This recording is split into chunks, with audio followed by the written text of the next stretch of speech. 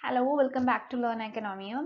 As we all know, we have been discussing very important concept like the carbon tax trading, all those kinds of things in the previous few videos. So, in this video also, we would be discussing a related topic, that is emission reduction purchase agreement. I think many of you might have not heard about this particular concept, the emission reduction purchase agreement, whereas there can be many people who have already been familiar with this particular topic. We'll be discussing the different dimensions of this particular agreement, the emission reduction purchase agreement, in this video. So let's go to see what is emission reduction purchase agreement is all about. Let's get started. This agreement, or the emission reduction purchase agreement, is actually a contract. This is a kind of legal contract between those entities who would be buying this contract and who would be selling this contract. Okay, so this is a contract, and there would be two parties. One would be buying and the other one would be selling. That's it. So this is actually similar to a carbon trading agreement. You will understand the same when we go to the details of the emission reduction purchase agreement. We know that a carbon credit, that too is a permit, or that too is an agreement, or that too is a certificate that would allow different countries to deal with trading of carbon trading of carbon emission agreement or carbon emission purchase, right? So this would be allowing the holder to emit carbon dioxide or other forms of greenhouse gas into the environment or into the atmosphere. And we know that different countries are at the different levels of development. We have developed economies like USA, UK, etc. in our world, and also we have developing economies like India in the world. And the emission levels of these two sets of countries are different. Since the developed economies are high income economies, and they have already reached a certain level of high levels of development, their emission levels are very low. Whereas if you come to the case of developing economies like India, their emission levels are very high compared to what we could have in the case of developed economies. As a result, the countries who emit more carbon dioxide and more greenhouse gas could purchase this kind of carbon credit agreement from those countries which would be having a lesser level of emission. As a result, we could reduce global emission level. That is all about carbon credit agreement. I have given the details of carbon credit agreement or carbon credit permit or carbon trading in the video which discusses the carbon trading concept. So coming back to the emission reduction purchase agreement, we could have that in a type of trade-off. We could have a buyer of carbon credit paying cash to the person or a country that would be selling you the agreement, right? So here, this actually you're paying for the right to emit carbon dioxide or right to emit other forms of greenhouse gas to the agreement, I mean greenhouse gas to the environment. And this concept has been popularized after the Kyoto Protocol. Okay, so in order to transact this agreement, both the parties, both the buyer as well as the seller, should sign the emission reduction purchase agreement.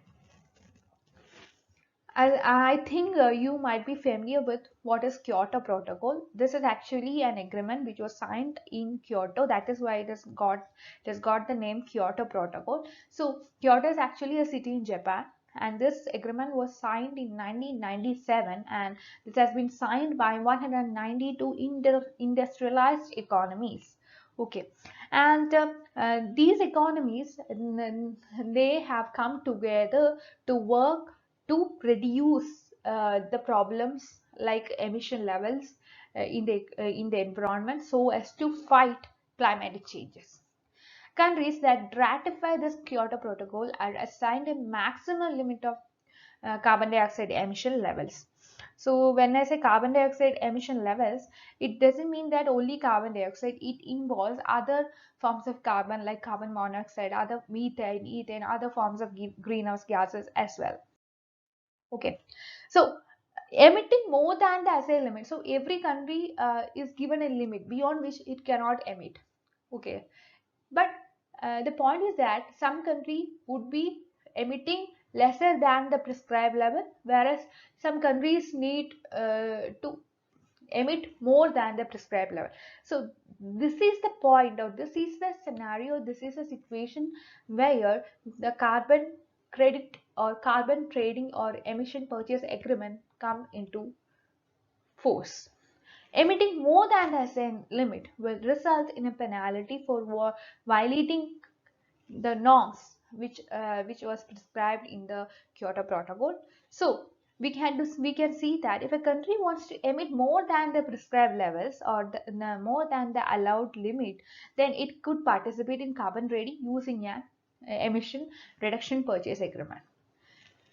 This agreement between the buyer and the seller of the emission level is a vital document for developers of carbon offset projects. So this agreement would be identifying the responsibilities, rights, obligations, etc. to manage project risk as well. It also defines the commercial terms of the project, including the price, the volume, delivery schedule, etc. with respect to the emission reductions. If you come to the case of the standards of emission reduction purchase agreement, this is something which is outlined by the International Emission Trading Association, which is a non-profit organization which was created in the year of 1999 in order to serve business engaged in trading carbons or trading carbon credits. This agreement involves two sets of countries, as I have already seen, as we have already discussed, the developed economies and the developing economies. It also occurs between a country and a large corporation. Okay, so the seller could implement new technology, or it could be a developed set of country, or it could be a developed corporation, or a developed new project that expects will that expects to lower the emission of greenhouse gas into the environment. So the seller would not need carbon credits. So it could sell the extra uh, credit that it has to a country which has to emit more, or which has a need to emit more. So this agreement are these kinds of agreements are often ratified between the buyers as well as intermediaries who represent a global community group. So in such cases, though this agreement is a binding contract between the buyer and the intermediary, uh, the agreement which is between the seller as well as the community members is often less clear.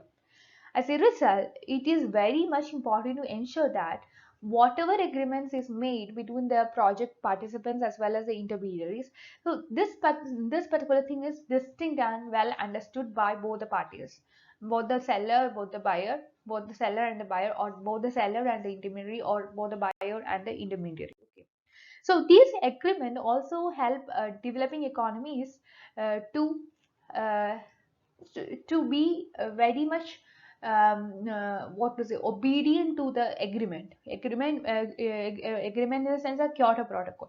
So these kinds of agreements like emission reduction purchase agreement help the developing economies to be obedient to the Kyoto Protocol by generating that level of emissions, by generating emission level that is more than the prescribed or the allowed limit, by purchasing the agreement from those countries which has a lesser level of emission levels.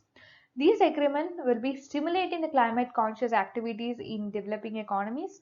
So uh, these developing economies will be spending a lot for purchasing these kinds of agreement. As a result, they will become conscious about dealing with environment kind of things by reducing emission.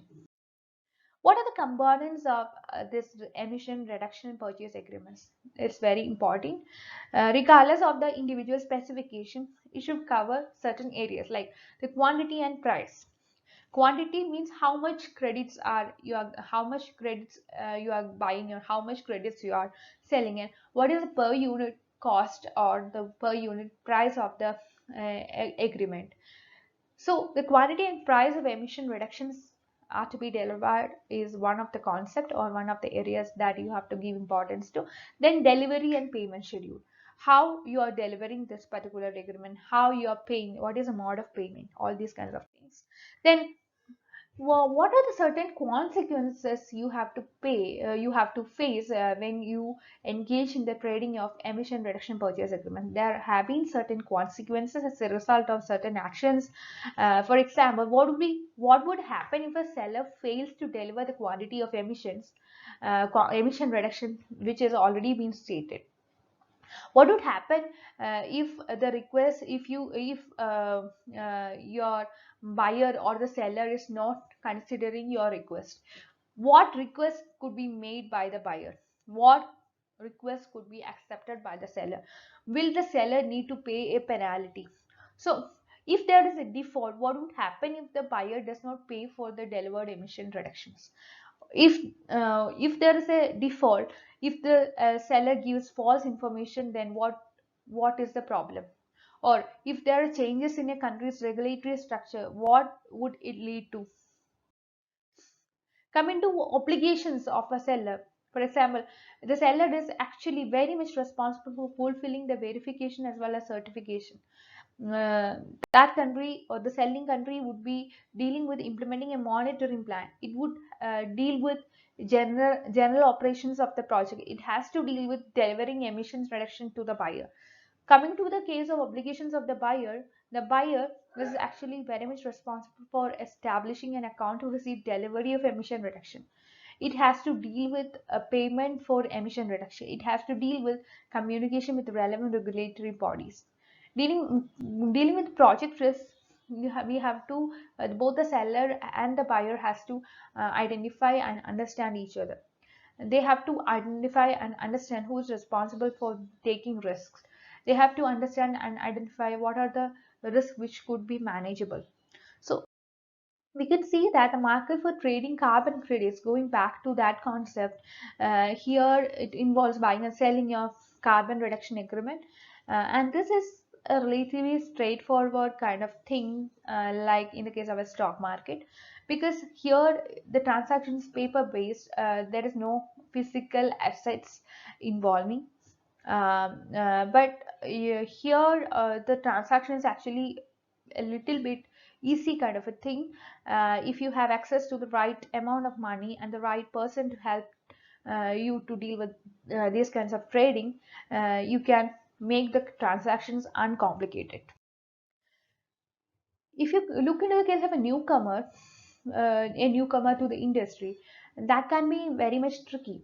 Uh, Here, it could be tricky in the sense that it can be tricky to find the right kind of company through which to buy or sell these kinds of credit. And also, you have to be very much aware of the types of credit that is available in the market. Also, you need to compare the price, the benefits, and also the cost involved of one credit with some kinds of other credits. So that's all about the emission reduction purchase agreement. I hope you got some idea with respect to this. So I request you to like, share, and subscribe to this channel, and you can be a part of my Telegram channel and Telegram group to discuss your doubts. That's all for today. Thank you.